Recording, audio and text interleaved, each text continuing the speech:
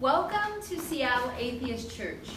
Atheist, agnostic, whatever you like to call yourself, you are welcome here. At Seattle Atheist Church, we call ourselves an atheist church because you will never hear anything supernatural promoted from the podium. Our church is founded on the principles of scientific naturalism and secular ethics. Truth claims are attempted here, and we stand ready to revise our thinking in light of new information. We attempt to be excellent to all conscious beings, and we believe in good because good works in non-mysterious ways. If that sounds right to you, you are probably in the right place. Before we get started, I want to let everyone know that today after church at the Wayward Coffee House on 65th and Roosevelt, we'll be having board games. So if you enjoy that, please join us. Also on February 9th, the Seattle Atheists, which is a different organization, is hosting a Darwin Day celebration, and we've been invited to participate. So that's Saturday, February 9th at 2 p.m., and you can contact Rick if you want more information about where it's going to be. We really appreciate anyone who supports the church financially. If you can do that, it helps us to basically pay for renting the rooms. But just being here is very important, and also you can invite a friend, and Ryan has provided some nice brochures if you'd like to take a brochure and bring it to invite people. So the way we do it is the members ourselves give the talk, and then afterwards we'll get into a discussion about the talk. Without further ado.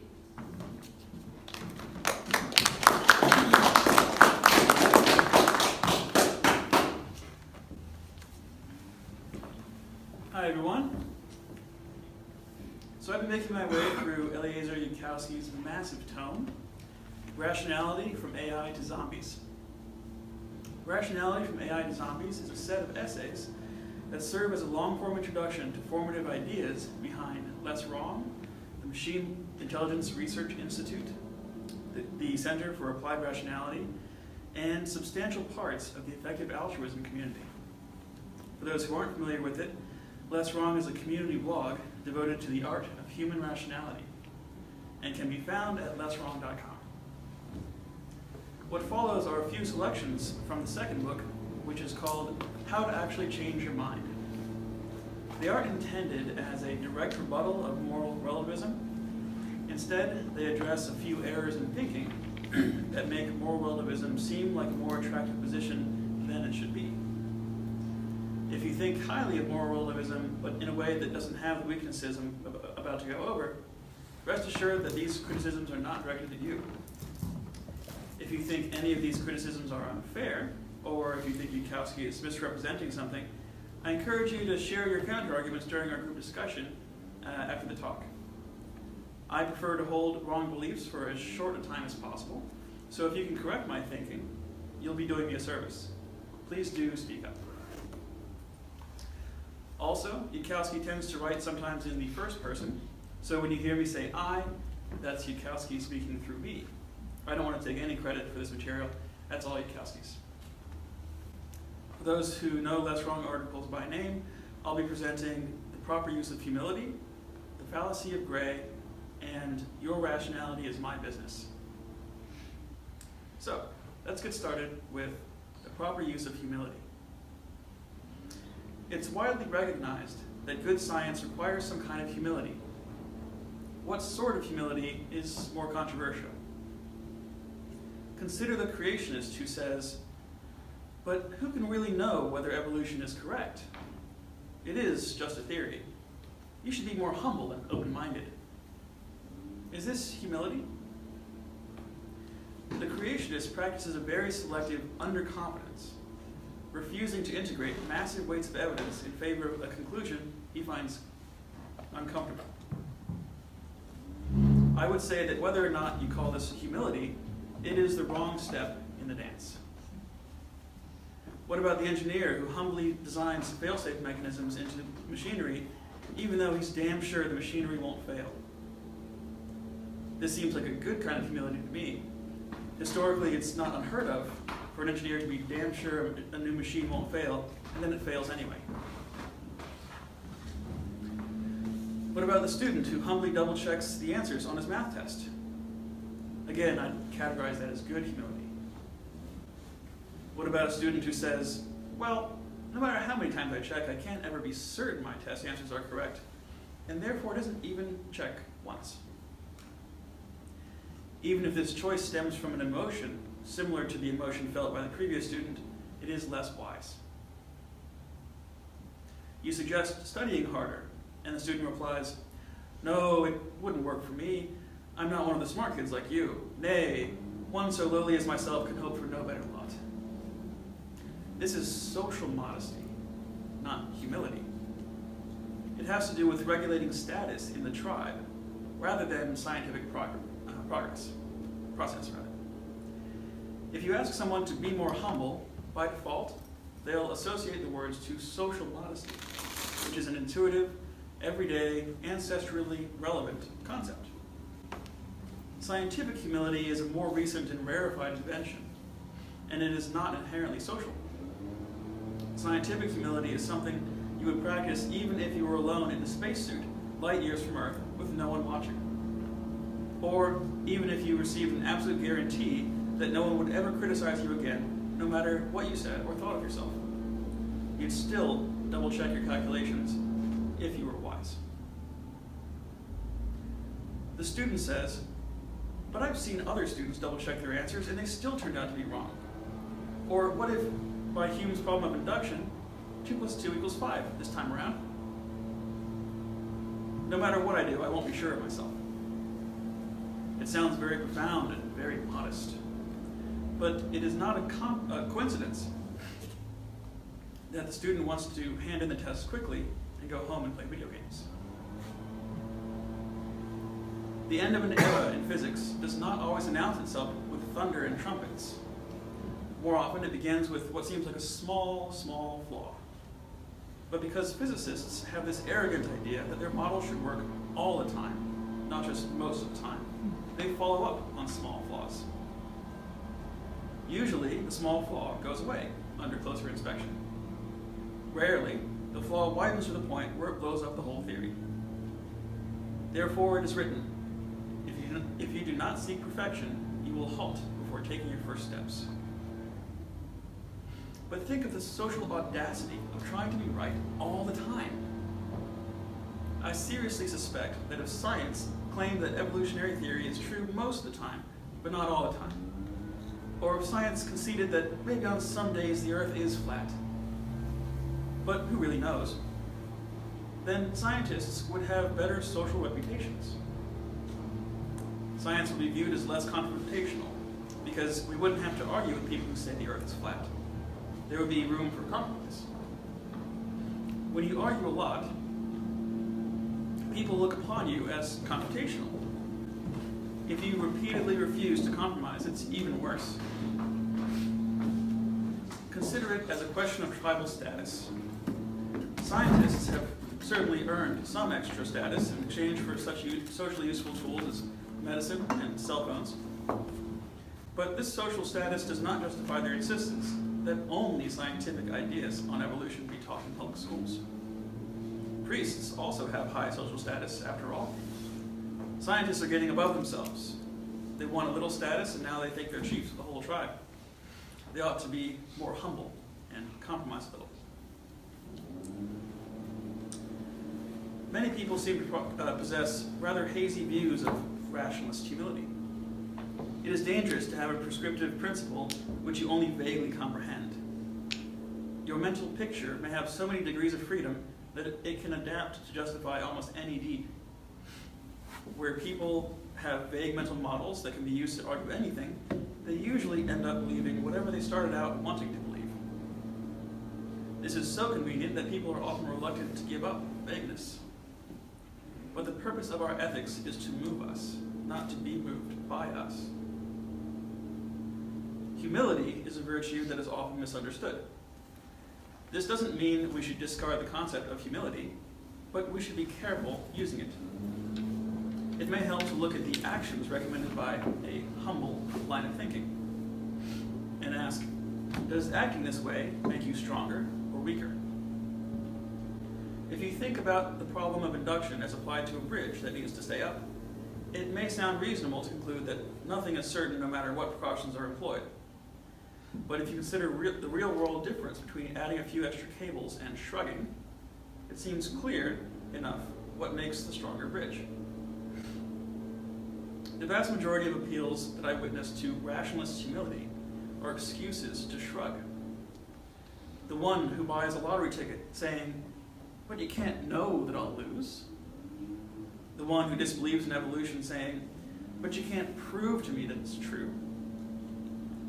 The one who refuses to confront a difficult-looking problem saying, "It's probably too hard to solve."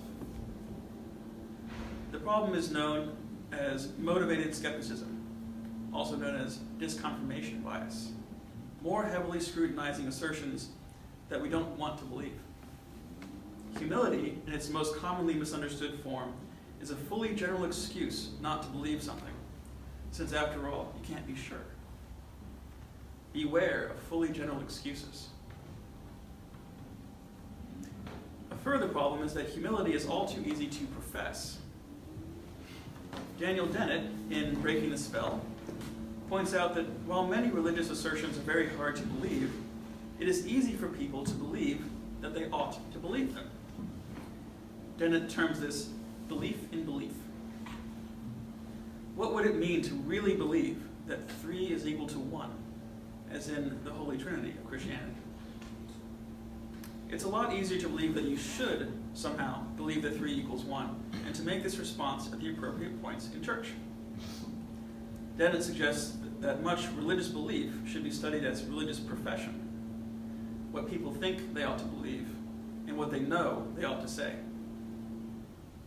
It is all too easy to meet every counterargument by saying, "Well, of course, I could be wrong." Then, having dutifully genuflected in the direction of modesty, having made the required obeisance, you can go on about your way without changing a thing. The temptation is always to claim the most points with the least effort. The temptation is to carefully integrate all incoming news in a way that lets us change our beliefs, and above all, our actions, as little as possible. John Kenneth Galbraith said, "Faced with the choice of changing one's mind and proving that there is no need to do so, almost everyone gets busy on proof. And the greater the inconvenience of changing one's mind, the more effort people will expend on the proof." But, if you're going to do the same thing anyway, there's no point in going to such incredible lengths to rationalize it. Often I've witnessed people encountering new information, apparently accepting it, and then carefully explaining why they're going to do exactly the same thing they planned to do previously, but with a different justification. The point of thinking is to shape our plans. If you're going to keep the same plans anyway, why bother going to all that work to justify it? When you encounter new information, the hard part is to update, to react, rather than just letting the information disappear down a black hole. And humility, properly misunderstood, makes a wonderful black hole. All you have to do is admit you could be wrong. Therefore, it is written, "To be humble is to take specific actions in anticipation of your own errors. To confess your fallibility and then do nothing about it is not humble. It is boasting of your modesty." And now, the fallacy of gray. The sophisticate says, "The world isn't black and white. No one does pure good or pure bad. It's all gray. Therefore, no one is better than anyone else." The Zetad says, "Knowing only gray, you conclude that all grays are the same shade. You mock the simplicity of a two-color view, yet you replace it with a one-color view." This is from Mark Stiegler's David's Sling. I don't know if the sophisticate's mistake has an official name, but I call it the fallacy of gray. We saw it manifested in the LessWrong article titled, "But there's still a chance, right?" The one who believed that odds of 2 to the power of 750 million to 1 against meant there's still a chance. All probabilities to him were simply uncertain, and that meant he was licensed to ignore him if he pleased. Then. The moon is made of green cheese, and the sun is made of mostly hydrogen and helium, are both uncertainties, but they are not the same uncertainty. Everything is shades of gray, but there are shades of gray so light as to be very nearly white, and shades of gray so dark as to be very nearly black. Or even if not, we can still compare shades and say, it is darker, or it is lighter. Years ago, one of the strange little formative moments in my, Bukowski's, career as a rationalist was reading this paragraph from Player of Games by Ian M. Banks. Quote, "A guilty system recognizes no innocence. As with any power apparatus which thinks everyone's either for it or against it, we're against it. You would be too, if you thought about it. The very way you think places you amongst its enemies. This might not be your fault, because every society imposes some of its values on those raised within it.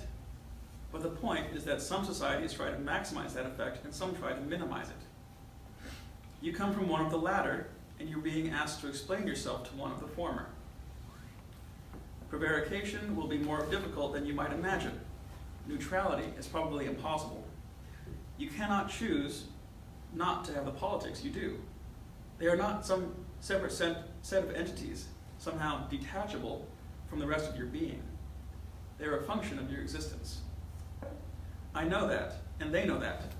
You'd better accept it." End quote.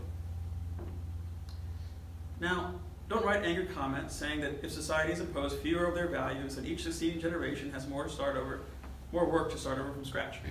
That's not what I got out of the paragraph. What I got out of the paragraph was something which seems so obvious in retrospect that I could have conceivably picked it up in 100 places. But something about that one paragraph made it click. It was the whole notion of the quantitative way applied to life problems like moral judgments and the quest for personal self-improvement. That even if you couldn't switch something from on to off, you could still tend to increase it or tend to decrease it. Is this too obvious to be worth mentioning? I say it is not too obvious. For many bloggers have said of the blog Overcoming Bias, which is a precursor to LessWrong, quote, "It is impossible. No one can completely eliminate bias." I don't care if the one is a professional economist, it is clear that they have not yet grokked the quantitative way as it applies to everyday life and matters like personal self-improvement. That which I cannot eliminate may well be worth reducing. Or consider this exchange between Robin Hanson and Tyler Cowen. Robin Hanson said that he preferred to put at least 75% weight on the prescriptions of economic theory versus his intuitions. Quote, "I tried to mostly just straightforwardly apply economic theory, adding little personal or cultural judgment." Tyler Cowen replied, quote, in my view, there is no such thing as straightforwardly applying economic theory. Theories are always applied through our personal and cultural filters, and there is no other way it can be." End quote. Yes, but you can try to minimize that effect, or you can do things that are bound to increase it. And if you try to minimize it, then in many cases, I don't think it's unreasonable to call the output straightforward, even in economics. Everyone is imperfect. Mohandas Gandhi was imperfect, and Joseph Stalin was imperfect, but they were not the same shade of imperfection. Everyone is imperfect is an excellent example of replacing a two-color view with a one-color view. If you say, no one is perfect, but some people are less imperfect than others, you may not gain applause, but for those who strive to do better, you have held out hope. No one is perfectly imperfect, after all. Likewise, the folly of those who say, every scientific paradigm imposes some of its assumptions on how it interprets experiments, and then act like they've proven science to occupy the same level with witch doctrine. Every worldview imposes some of its structure on its observations.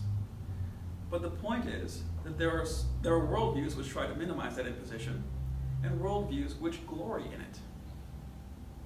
There is no white, but there are shades of gray that are far lighter than others, and it is folly to treat them as if they are all on the same level.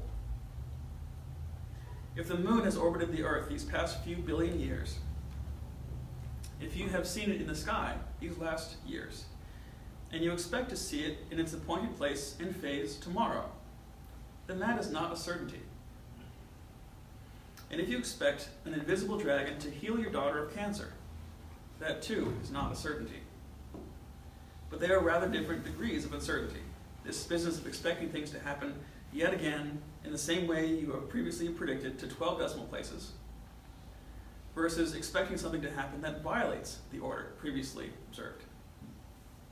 Calling them both faith seems a little too unnarrow. It's a most peculiar psychology, this business of, quote, science is based on faith too, so there.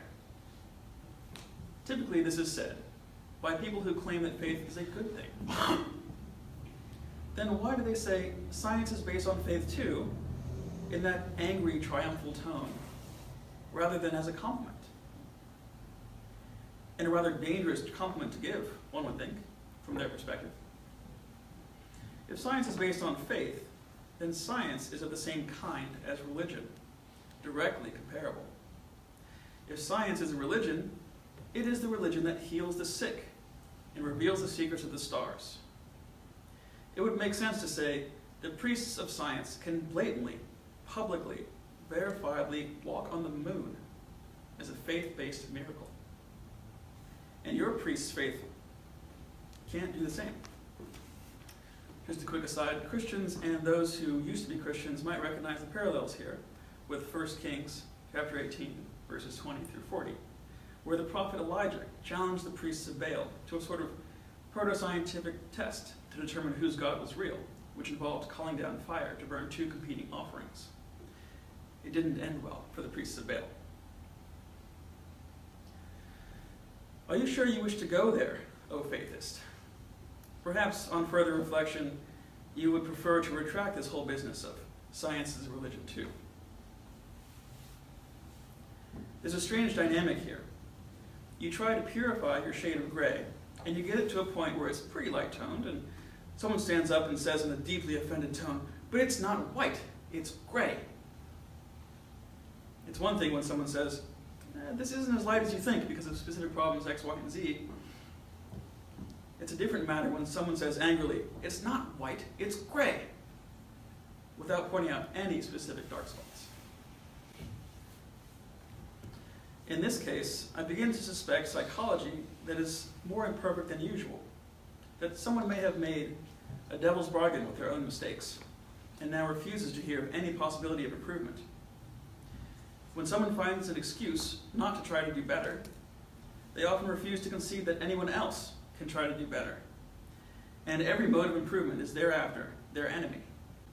And every claim that it is possible to move forward is an offense against them. And so they say in one breath, proudly, I'm glad to be gray. And in the next breath, angrily, and you're gray too. There is no black and white, yet there is lighter and darker, and not all grays are the same. And there's an addendum on this one. The commenter G points us to Isaac Asimov's The Relativity of Wrong, in which he says, when people thought the earth was flat, they were wrong. People thought the earth was spherical, they were wrong. But if you think that thinking the earth is spherical is just as wrong as thinking that the earth is flat, then your view is wronger than both of them put together. And finally, your rationality is my business.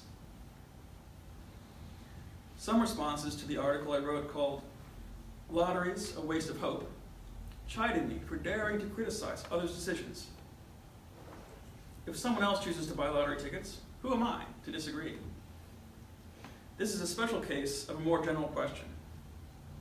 What business is it of mine if someone else chooses to believe what is pleasant rather than what is true? Can't we each choose for ourselves whether to care about the truth? An obvious snappy comeback is, why do you care whether I care whether someone else cares about the truth. It is somewhat inconsistent for your utility function to contain a negative term for anyone else's utility function having a term for someone else's utility functions. But that is only a snappy comeback, not an answer.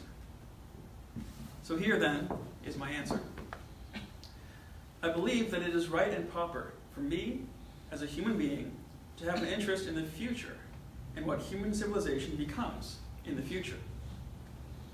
One of those interests is the human pursuit of truth, which has strengthened slowly over generations, for there was not always science.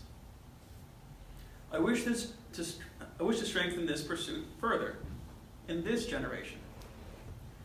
That is a wish of mine for the future, for we are, all of us, players upon that vast game board, whether we accept the responsibility or not. And that makes your rationality my business. Is this a dangerous idea? Yes. And not just pleasantly edgy dangerous. People have been burned to death because some priest decided they didn't think the way they should. Deciding to burn people to death because they don't think properly, that's a revolting kind of reasoning, isn't it? You wouldn't want people to think that way. Why? It's disgusting. People who think like that, well, we'll have to do something about that. I agree, and here's my proposal. Let's argue against these bad ideas, but not set their bearers on fire.